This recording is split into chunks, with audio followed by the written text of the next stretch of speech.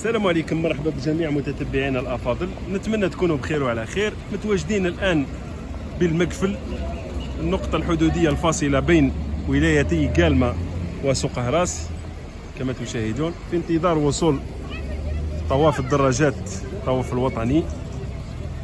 لافته ولايه قالمه ترحب بضيوفها الكرام. اذا توافد جماهير كبيره لمتابعه هذا الحدث على غرار الكشافه الجزائريه الاسلاميه فرع وجه حم. العلم الوطني، علم فلسطين حاضر بقوه. إشارة الطواف انطلق صبيحة اليوم من ساقية سيدي يوسف، الحدود الجزائرية التونسية، بمناسبة ذكرى ساقية سيدي يوسف. السلام عليكم ورحمة الله وبركاته. هذه الذكرى هذه راهي 58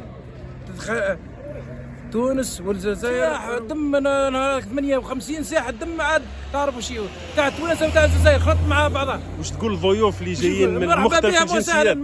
مرحبا بهم وسهلا، مرحبا بهم وسهلا.